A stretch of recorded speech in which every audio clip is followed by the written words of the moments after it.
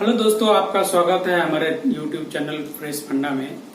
आज हम लोग डिस्कस करेंगे वेल्ड का वॉल्यूम एंड वेट कैसे कैलकुलेट करते हैं। आइए चलिए हम आपको आज दिखाते हैं कि किसी भी स्ट्रक्चरल यूनिट में आप बिल्डिंग करते हैं तो उसमें कितना उसका वेट होगा।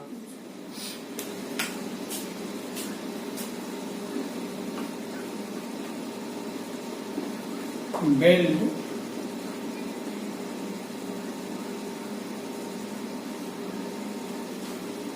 वॉल्यूम। हम जानते हैं कि हमारे पास डेंसिटी नोन होता है, तो डेंसिटी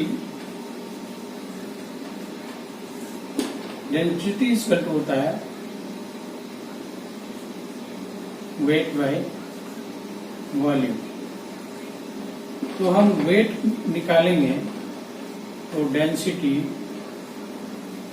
इंटू वॉल्यूम हम मल्टीप्लाई कर देंगे तो हमको वेट निकल जाएगा। ये वेट हम निकाल लेंगे तो वेट निकालने से हमें पता चल जाएगा कि हमारा कितना इलेक्ट्रोड कंज्यूम होगा किसी भी यूनिट को वेल्डिंग करने के लिए, चाहे वो स्ट्रक्चरल यूनिट हो या पाइप हो या किसी भी चीज की का स्ट्रक्चर हो, तो हम उसे वेल्डिंग कर पाएंगे। तो इसमें बेसिक हम चर्चा करेंगे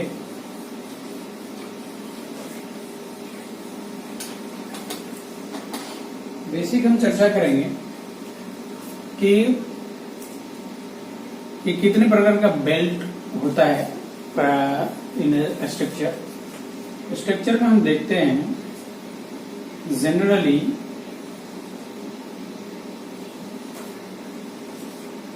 ये 2 प्लेट का वेल्डिंग है, यहाँ एक फिलेट वेल्ड होता है।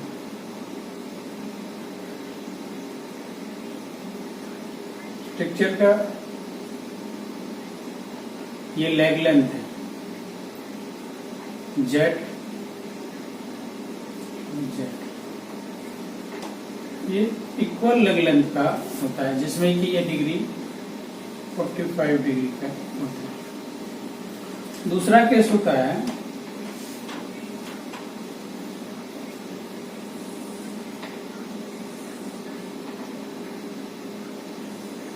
अनइक्वल होता है,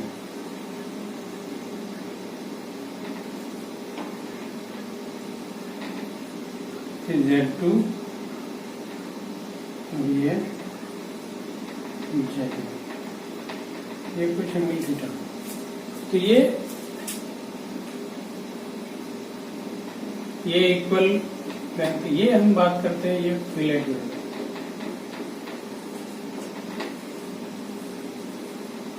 ये फिलेट वेल्ड है। ये 2 तरह का फिलेट वेल्ड, एक हो गया इक्वल लेग लेंथ का और एक हो गया ये इसको एसिमेट्रिक बोलते हैं जिसमें लेग लेंथ डिफरेंट होता है। ये Z1 ये Z2। हम बात करें बट वेल्ड की, बट वेल्ड में हम सिंगल वी की बात करते हैं। ये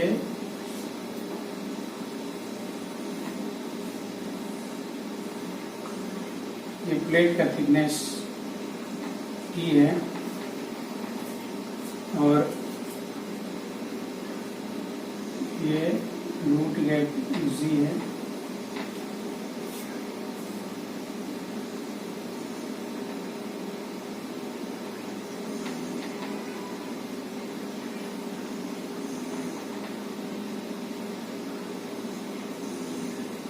ये बीड है, बेल्ट बीड, जिसका हाइट H मान लेते हैं।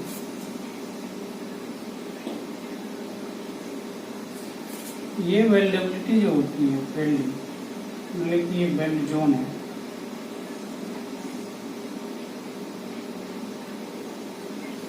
ये वॉल्यूम इसमें आता है। ये डिस्टेंस G ये डिस्टेंस टी। देखिए ये सिंगल भी की बात करते हैं, तो इसको अगर हम फिर आगे बताएंगे कि डबल भी, और इसके बाद यू ज्वाइंट का कैसे निकालते हैं। तो आज हम पहले अभी तीन पे हम डिस्कस करते हैं। तो चलिए हम देखते हैं पहले इक्वल लेग लेंथ की बात करें। इक्वल लेग लेंथ में ये सिंपल ज्योमेट्री है। सिंपल ज्योमेट्री से आप अगर कैलकुलेशन करेंगे तो आपको पूरा मिल जाएगा। देखिए ये ट्रायंगल है, इस ट्रायंगल का अगर ये क्रॉस सेक्शन है, इस क्रॉस सेक्शन का अगर हम एरिया निकाल लें तो area into length equal to volume. Volume निकालेंगे तो एरिया इंटू लेंथ। अब एरिया हम निकालते हैं, इसको मान लीजिए ए, इसको बी और इसको सी। हम ए की बात करते हैं, तो एरिया निकालते हैं तो हम ज्योमेट्री से जानते हैं कि area of the triangle equal to area of section A equal to half into A into A, आधार बेस इंटू हाइट, तो z into z, so z square by 2 इसका एरिया।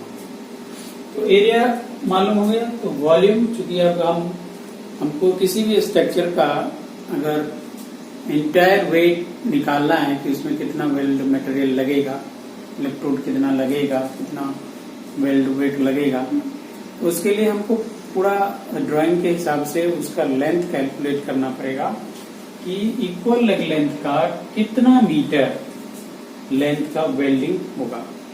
तो अगर वो वेल्डिंग का लेंथ निकाल लेंगे और यहाँ से उसका हम वॉल्यूम लेंगे तो हम उससे निकाल सकते हैं कि कितना हमारा वेल्डिंग लगेगा। तो यहाँ एरिया निकल गया तो वॉल्यूम हो गया, volume equal to Z divided by 2 into belt length, length of welding, belt length हो गया, ये वॉल्यूम हो गया। Now mass equal to mass of weld, weight of weld,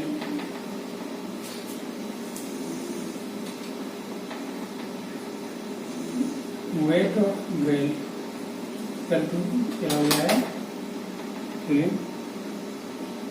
density into volume. वो डेंसिटी की हर एक इलेक्ट्रोड का, हर एक स्टील का डेंसिटी हमें मालूम होता है। जैसे कार्बन स्टील के केस में 7850 kg पर मीटर क्यूब इसका डेंसिटी होता है, और इसका वॉल्यूम हमको मिल गया Z square by 2 into length. हम जितना भी लेंथ ऑफ वेल्ड जितना भी निकालेंगे तो हम इसके हिसाब से weight of equal leg length fillet joint का हम निकाल सकते हैं। हम ज्यूम करते हैं कि इसका leg length 10 mm and 10 mm, 10 mm और 10 mm है। तो अब हम कैलकुलेट करते हैं कि कितना वेट को लगेगा 1 मीटर के पीस को वेल्ड करने के लिए। तो डेंसिटी 7850 kg पर मीटर क्यूब अगर CS प्लेट है तो, और उसका वॉल्यूम हो गया Z square by 2 into length 1 metre. अब हम इसको कैलकुलेट करते हैं 7850 इंटू जेड इक्वल टू 10 को हम मीटर में कन्वर्ट करेंगे 0.01 into 0.01 divided by 2 into length हो गया 1। तो हम कैलकुलेट करें तो ये कितना आ जाता है 2। तो यहाँ हमारा 0.7850 डिवाइडेड बाय 2।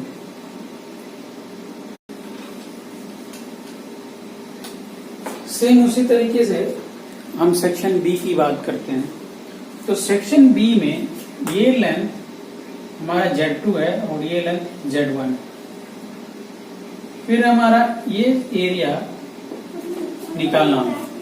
तो ये एरिया निकालने के लिए हम लोग क्या करेंगे, हम जानते हैं कि ट्रायंगल का एरिया ज्योमेट्री के हिसाब से 1/2 area of B, section B equal to 1/2 into Z1 into Z2। तो हम सिमिलरली वॉल्यूम निकाल लेंगे half Z1 Z2 into length of wait.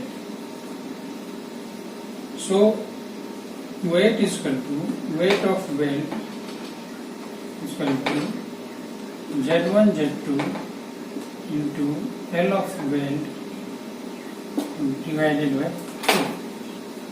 तो सिमिलरली हम जैसे पिछले कैलकुलेशन किए उस तरीके से सब्स्टिट्यूट ये जो बेल्ट, ये ड्राइंग में Z1 और Z2 हमको मिल जाता है कि लेग लेंथ कितना होता है, वो ड्राइंग में मेंशन रहता है। तो वहां से आप Z1 Z2 आप निकाल लें और इस फॉर्मूला में पुट करें तो आपको वेट ऑफ द वेल्डिंग मिल जाएगा कि वेल्ड कितना इलेक्ट्रोड हमको इसमें लगेगा, कितना केजी। अब हम बात करें सिंगल विवेल की। सिंगल विवेल की हम बात करें तो ये जो है वो रूट गैप है।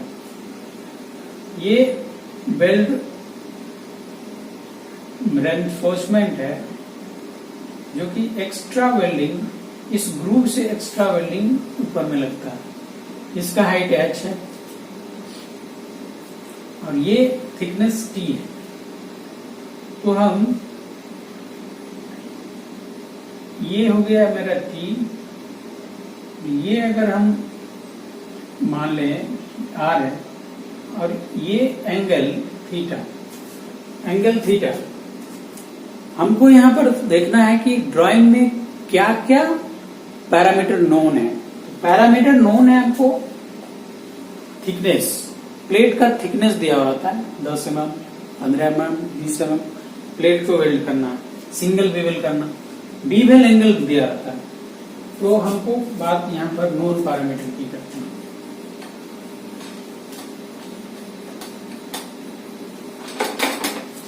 नोन पैरामीटर में क्या है,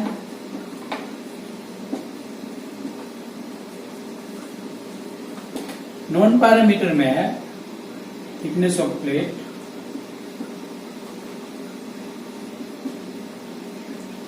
यहाँ पर हम टी माना, वहां ड्राइंग में आपको 10, 12, 20 जितना भी दिया है। बीवेल एंगल,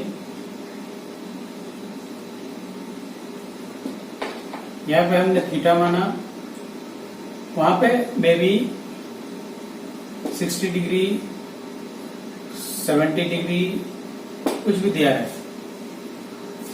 यहाँ बीवेल एंगल, ये कंप्लीट बीवेल एंगल रहता है। हमने यहाँ पे थीटा माना, हाफ एंगल थीटा मान लिया। और रूट गैप कितना दिया हुआ है, यहाँ जी दिया, रूट गैप जी दिया। तो हम देखते हैं यहाँ पे हम मेरे पास, और साथ ही साथ हाइट ऑफ रेनफोर्समेंट,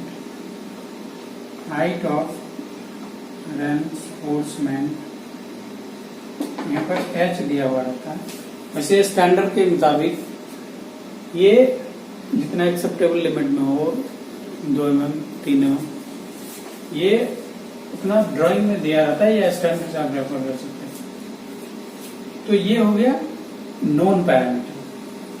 अब इसी नॉन पैरामीटर से हम इस एंटायर सेक्शन का हम एरिया निकाल लेंगे और उस एरिया को हम जब लेंथ से मल्टीप्लाई कर देंगे, लेंथ निकाल के, तो हमको वॉल्यूम पता चल जाएगा।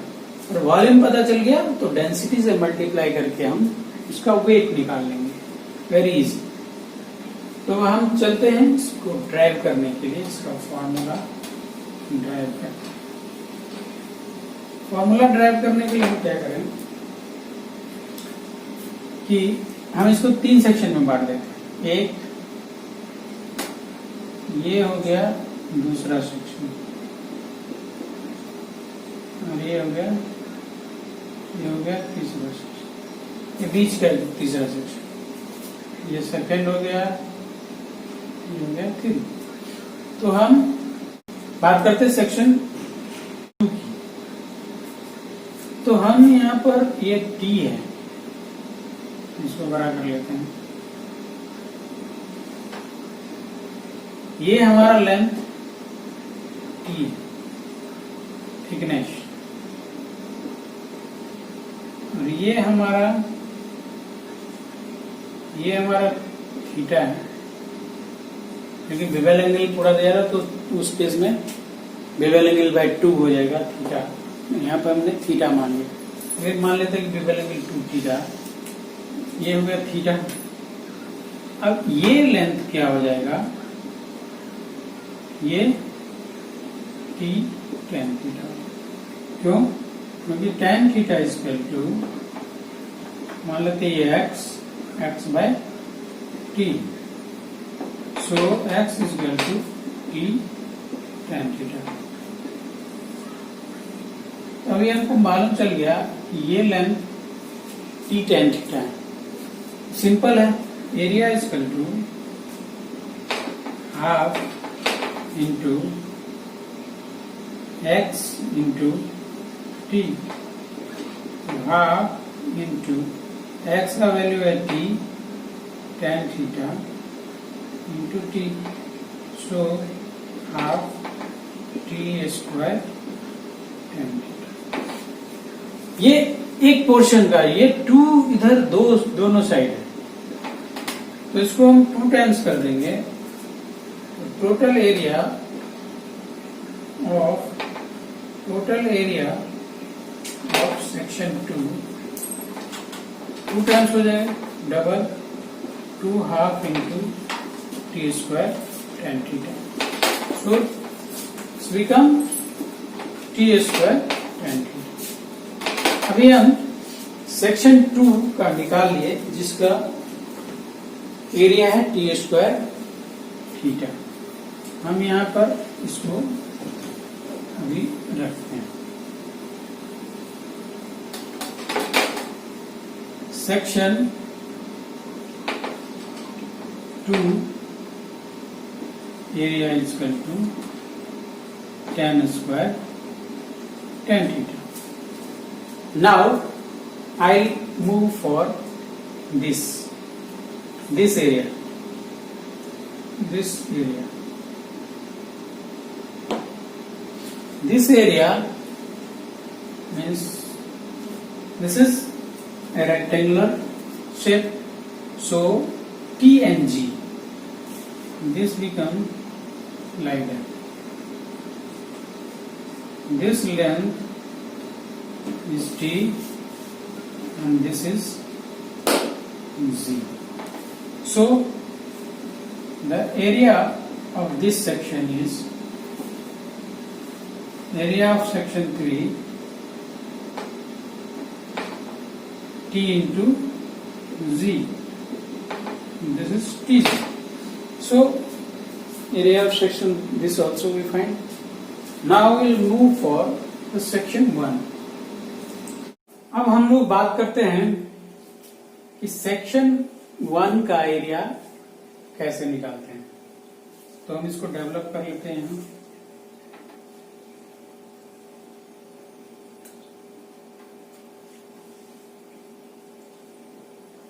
मान लेते ये डिस्टेंस जो है वो R है,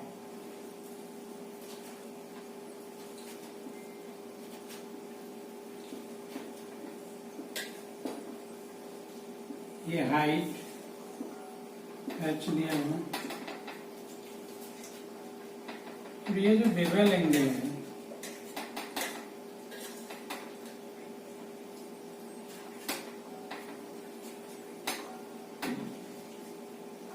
ये बीच का डिस्टेंस जी है और ये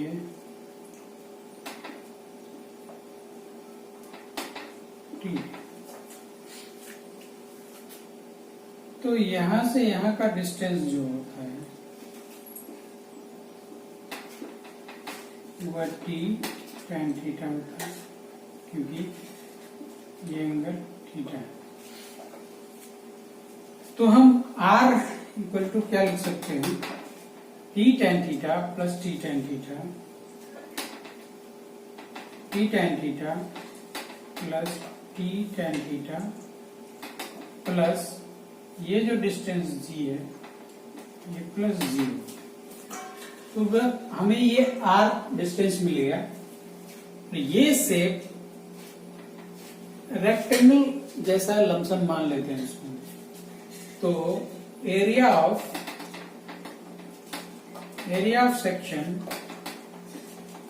section 1 equal to r into h. This gives r times means r equal to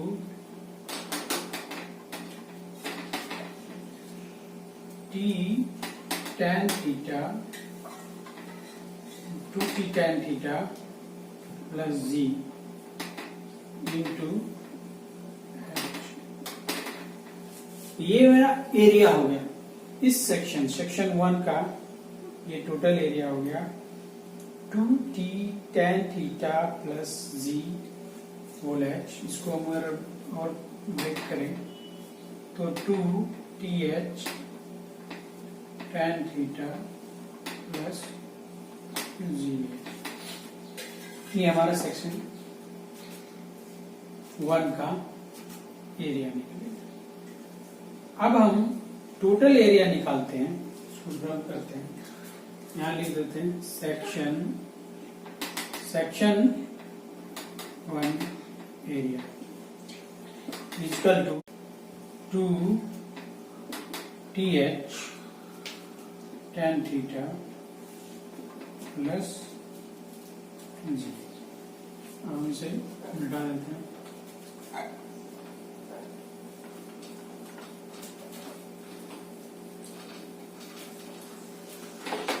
इस पूरा सिंगल बेवल का अगर हम टोटल एरिया निकालेंगे, total area of single bevel कितना हो जाएगा? सेक्शन 1 का area 2th tan theta plus GH plus section 2 का area t² tan theta plus section 3 का एरिया t। ये मेरा टोटल एरिया निकल गया। इस तरह से हम अगर हम वॉल्यूम निकालेंगे तो वॉल्यूम इक्वल टू हो जाएगा लेंथ, जो हम लेंथ ड्राइंग से कैलकुलेट कर लेते हैं। टोटल लेंथ कितना, सिंगल वी का कितना लेंथ हमको वेल्ड करना है वो हम ड्राइंग से कैलकुलेट कर लेते हैं। तो हम इसको मल्टीप्लाई कर देंगे, मान लेते हैं कि एज्यूम करते हैं कि लेंथ L है। तो 2th tan theta plus GH plus t² tan theta plus tg into L weld. Weld का जितना भी लेंथ है वॉल्यूम निकल गया। Now weight is equal to density, हमको मालूम है डेंसिटी ऑफ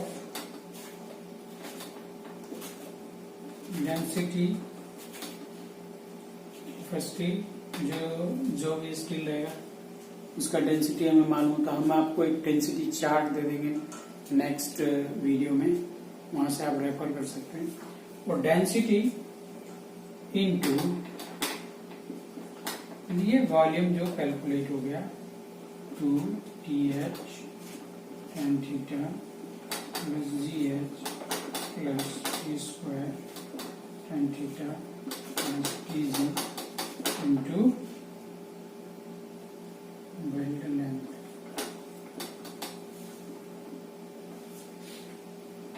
इस फॉर्मूला से हम सिंगल वी का वेल्ड वॉल्यूम वेल्ड वेट हम कैलकुलेट कर लेंगे। तो ये सिंगल वी वेल्ड का वेल्ड वेट कैलकुलेट हो गया, फिलेट का कैलकुलेट हो गया जो कि एसिमेट्रिक है, और जो सिमेट्रिक फिलेट है उसका। इस तीनों को हम जोड़ देंगे। जनरली ये तीन आते हैं और जॉइंट्स और सारे जॉइंट्स हैं, उस जॉइंट को हम नेक्स्ट वीडियो में आपको बताएंगे। तो अभी तक के लिए इतना ही। अगर आपको ये वीडियो पसंद आया तो इसे सब्सक्राइब और शेयर करें।